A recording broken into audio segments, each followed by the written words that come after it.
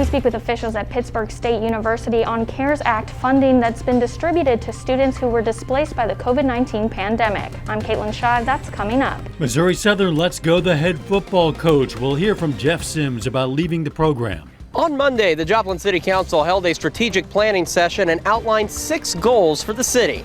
I'm Chris Warner. We'll be focusing on one of those goals about community appearance, which includes Parks and Rec. The 4 states' most watched news starts now. A chance for snow this evening, but will it stick around? This is KOAM News at 6. Doug Heddy joins us now with a first look at the weather. Doug. Hey, Dow. Yeah, we've been getting rain throughout the afternoon and then now into the evening hours and just periods of showers across the region. You can see the yellow, the oranges, which have been popping up over the past 30 minutes. And what this is moderate bands that are lifting through the region. So we're going to continue to get the rain. But look at the snow out to the west, across central and western parts of Kansas. Our temperatures are into the 40s, but as we continue to drop into the mid-30s, that's when we're going to start to see a little bit of snow trying to mix in late tonight into tomorrow morning. And it's going to be those big, fat, wet flakes that we'll see. Again, I think this is after 3, 4 o'clock in the morning, but you can see some of the pink mixing in. This is mainly in southwestern Missouri. I don't think it's going to be any problems on the roadways by any means, but of course we're going to look at this system, and I'll get the beeping and stop here. I'm actually at the hospital with my son, so I'll take care of that for full weather. All right, we'll see you soon. Thanks, Doug. Missouri Southern today makes big changes to its football program. Sports Director Jacob Leonard joins us with details. Missouri Southern announces today that head football coach Jeff Sims has been relieved of his duties as the leader of the program. The Lions are now looking for a new head coach for the second time in a little more than 2 years. Jeff Sims is out after just 1 season as head football coach at Missouri Southern. You could see that the vision for the university and maybe my vision weren't on the same page, and so when there's new leadership, they have the right to pick their team and move in their direction. Missouri Southern Athletic Director Jared Bruggeman announced in a release on Wednesday that Sims would be relieved of his duties and that he and President Dean Van Galen will meet with the players this week regarding the change. The department declined to comment further at this time. There really wasn't a reason given, and I don't know that they have to give a reason. Dr. Van Galen treated me fairly, and I'm sure he's going to go find somebody that fits his vision and what he sees Missouri Southern football being in the future. Linebackers coach Joe Batasso will serve as interim head coach through the spring, with a national search for a new head coach beginning soon. As for what's next for Sims, in my life I've always hit bumps and roads, but God's always has a great plan, and his plan's always been better than mine. I want to be with people that want to win. I'm proud of what I've done as a football coach, and so we'll get new opportunities, and we'll pursue that, and we'll go from there. And although he was at Southern for just 24 months, he hopes he made an impact on the program. I think they're all going to be successful, and I'll be successful. I just hope that whoever comes in next gives the players the opportunity to prove themselves, rather than just thinking that they're another coach's guys. They're really good players on the team. The Lions finished 2-9 in their only season under Sims in 2019. They were unable to play this fall due to the COVID-19 pandemic. Dow? Jacob, thanks. Some students at Pittsburg State University are getting some much-needed financial relief as the university's distribution of CARES Act funding comes to an end. KOAM's Caitlin Shive has more on the Higher Education Emergency Relief Fund and what it's all about. Sophomore Abby Noble was excited to find out she was eligible for grant money that would help her after being displaced due to the pandemic. This summer I applied for the CARES Act money. I got an email and I was all like, well, the worst is that they'll do is just tell me no. So then I got an email a month or so later saying I got it, and I was like, oh, well, that's sweet. And then I just put it in my savings. And then I got an email a couple of days ago saying that I got more money, and so I read into it and I was like, wow, that's really neat that the college put back money to give to those of us who were quarantined and had COVID really affect our lives. The money comes from the CARES Act Higher Education Emergency Relief Fund. Pittsburg State University applied for the fund in the summer and was approved. More than $2.9 million has been distributed to eligible students since. They had to have been enrolled in the spring semester and displaced. They couldn't have been a fully online enrolled student from the very beginning because they were not displaced because of the pandemic. So these students could have used those funds for whatever they felt necessary, if it was upgrading their laptops or Like I said, if they had to install Wi-Fi in their home. For Abby, she put her funds into her savings and used it for rent. I put it towards my rent and towards my classes, so that's been nice since I wasn't working during that time. Funds were distributed in 3 phases, first to Pell Grant students who were automatically eligible, and second and third phases to students who applied and were found to be eligible. We had around 2,500 students that received the funding. $800 went to full-time students and $400 went to part-time students in each phase, with leftover funds being distributed amongst all applicants. We tried to unilaterally share the rest of the funds equally amongst all the students. In Pittsburgh, Caitlin Shive, KOAM News. The last distribution, phase 3 of the funds, was completed last week. New data suggests that learning loss during the pandemic has not been as bad as originally feared. That's according to the nonprofit student assessment organization NWEA. The organization says reading assessments were similar this semester to fall of 2019. And in math, they were between 5 and 10% lower. That's nationwide and for grades 3 through 8. Joplin says they've seen similar numbers. Their reading assessment showed a 3% drop and math dropped 10%. I think what every district in Missouri is trying to mine out of that data is how do we accelerate our students' growth, because in the end, we don't want them to have learning loss. We want that good learning to take place. We're going to hear more about current and upcoming assessments in Joplin and Neosho tonight at 10. The Joplin Health Department says 3 more people have died with COVID-19. The health department says 2 were residents at a long-term care facility. They were a 75-year-old man and a 59-year-old woman. The third was a 77-year-old man. The latest deaths bring the city's total to 65. The Jasper County Health Department is reporting 2 more deaths, bringing the county's total to 79. Those patients were a man in his 70s and a woman in her 50s. Still ahead, Joplin city officials tell us how they'd like to improve city parks. And later, St. Louis County authorities shut down restaurants violating COVID-19 regulations. On Monday, the Joplin City Council held a strategic planning session. Now, during that session, they developed a list of goals they'd like to achieve.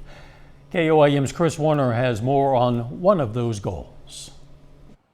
The goal we're focusing on is improving community appearance, which includes public areas maintained by the city, like the parks. As you drive by our parks, we tend to see trash in the stream bed, to maybe the parks not as maintained as we would like them to be. And so it's exploring all those different ways that we can improve the part of the community that we're responsible for.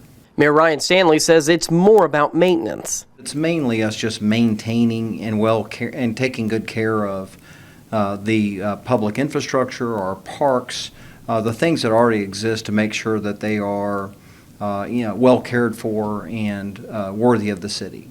And the city will be looking at how to beef up maintenance across the community, which could include help from the public, as well as reallocating funding and resources. Paul Bloomberg is the Parks and Recreation Director, and he says they have more than 1,000 acres of public space to maintain, and that includes 24 city parks. Take Mercy Park, for instance. It is a beautiful park, probably one of our flagship parks now. But the amount of flower beds and areas that we have to maintain, it takes just a whole crew all summer just to maintain that area. Bloomberg says one thing that will be helpful is the new baseball contract with Parkwood Tournament, LLC. That's going to allow us to reallocate some of our time that we've spent on athletic facilities over to the Parks Department, simply helping us, trash pickup. And when I say trash pickup, I'm not talking about out of trash cans. It's just trash that's throughout our parks. Bloomberg says he's not surprised parks made the list. And I'm not surprised by any comments whatsoever. We know that we need help. They know that we need help. And there's other departments within the city that are in the same boat. In Joplin, Chris Warner, KOAM News. That goal also includes areas like streets, sidewalks, and curbs that need improvement. Doug Hetty is up next with his complete forecast, and a little bit later the ACA deadline is looming. We're going to tell where you can get some help applying.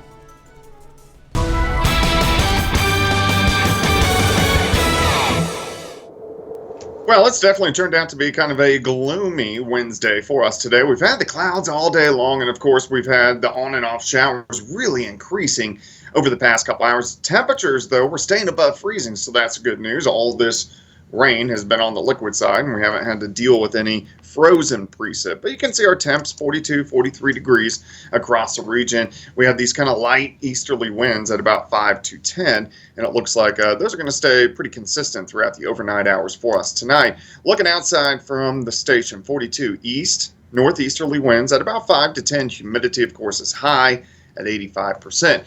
Through the evening hours, we're going to slide back through the 40s, eventually into the 30s, and once we get into the mid-30s later on tonight, that's when we could get some fat flakes of snow starting to mix in. As of now, we're seeing just all rain, but you can see a little heavier batch right across northeastern parts of Oklahoma.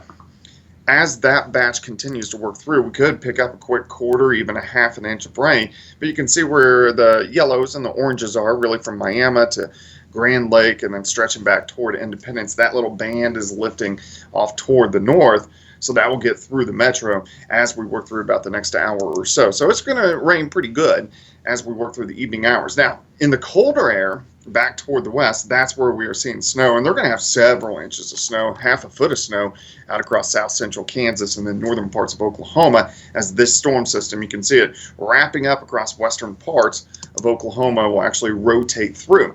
So let's go through the evening hours. Look at that heavier band of rain lifting north over the next couple hours, but we're still into the 40s. As we get to midnight, most of us will drop back into the upper 30s, still seeing just rain, but a very cold rain. Here's 3 a.m., about 36 or 37 degrees, and then by 4, 5, 6 o'clock in the morning, that's when we'll get some fat flakes, which are going to mix in into tomorrow morning, and then we'll go right back to rain. So this is not a concern for any issues on the roadways or anything like that, but there are going to be some fat flakes that mix in late tonight into tomorrow morning.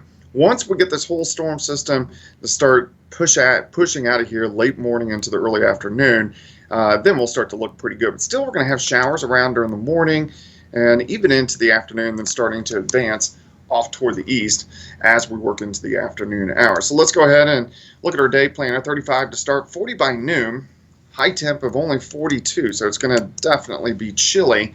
And then as we go through the overnight hours tomorrow night into Friday morning, the clouds will slowly start to break up, and I think we'll get at least partly sunny skies by the time Friday afternoon rolls around. Rainfall amounts, I think a lot of areas, a half an inch through about the next 24 hours. Looking down the road tonight at 10, we're going to do the winter forecast, an interesting pattern that is set up for this year. The weekend looks pretty good, a big storm system next weekend, so we're going to break down all of that tonight at 10 o'clock. 43 tomorrow, 52 on Friday. The weekend looking pretty good, partly sunny skies, mid-50s. All right, Doug, and we should point out that tonight's Columbus Christmas Parade has been canceled because of weather concerns. See you at 10 for that winter-long forecast. Thanks, Doug. Sounds good. Still ahead, St. Louis County warned restaurants and bars follow COVID-19 protocols or get shut down. And now the county is following through. We're going to hear from a restaurant owner whose business was shut down. The Miami City Council passes a resolution encouraging residents to follow CDC guidance for preventing the spread of COVID-19. Now, this is not a mandate, it's a recommendation. The resolution says people should wear masks, practice social distancing, and wash and sanitize their hands frequently. St. Louis County officials promised to come down on restaurants and bars flouting COVID-19 rules, and as reporter Casey Nolan shows us, they followed through. By police escort, the St. Louis County Health Department delivered on its warnings to restaurants Tuesday. Stop indoor dining under the latest COVID orders or face a complete shutdown. The county says 4 restaurants ignored 3 previous warnings: Bartolino's South, Final Destination, OT's Bar, and Satchmo's, and suspended their permits to operate. We tried to adapt and find new ways to survive. Ben Brown is the owner of one of the 4 now closed restaurants, Satchmo's. Earlier in the day, he hosted state lawmakers as they announced plans to pass a law limiting the county executive's COVID mandates. Brown and other restaurant owners say their share of the sacrifice is too much. We've taken countless precautions to protect the health and safety of our customers, often at great expense to ourselves. We don't want to go in the direction of prosecution with respect to violations of public health orders. The county prosecutor says he'll look into health violations on a case-by-case basis, but that's not the only COVID-related restaurant complaint that's made it to his office. Tuesday, the union that represents county code enforcement officers said they've been threatened for doing their job, subjected to physical threats and intimidation. That's unacceptable, said Dan Thacker with the Teamsters. We want them to know that we have their backs and that it's important that they're able to do their jobs. And again, this will go to anyone. We're not going to tolerate any threats to anyone's safety. But obviously in this context, we're going to address this issue because we are in a pandemic. The county health department says it's watching a fifth restaurant that could be shut down soon if it doesn't stop indoor service. Again, that was Casey Nolan reporting. Southwest Missouri man will stand trial next year in the death of his wife, whose body was found inside a freezer last year. Authorities charged Larry Denwoody of Marshfield with second-degree murder, abandoning a corpse, and armed criminal action in the death of his wife, Cynthia. During a Webster County court hearing, Denwoody's trial was scheduled for November of next year, 2021. Investigators have said Cynthia Denwoody's body was found in November of 2019, locked in a freezer in an abandoned storage unit near Marshfield. Detectives believe her body had been there since 2015. Denwoody was arrested last year at that storage unit. According to a court affidavit, Denwoody admitted to killing his wife with a hammer during an argument. The deadline to enroll in a health care plan through the Affordable Care Act is coming up fast. You have until December 15th to apply. There are some exceptions that will allow for special enrollment after the deadline, things like birth of a child, loss of a job, marriage, or divorce. The folks at Freeman Hospital can tell you whether you're eligible for special enrollment and just navigate the waters of the health care marketplace. I just want people to know that it doesn't matter that you're a Freeman patient or not. It doesn't matter what your need is on the face of insurance. If there's a question, we're here to help answer that. Again, for most people, you have until December 15th to enroll ACA. A final check on the weather is next. Take time now to honor a local veteran, Stephen Bradley. The Neosho native served in the U.S. Army from 1985 to 2010, and we are proud to salute Stephen Bradley, tonight's four-state hero. Let's check back in now with Doug Heddy.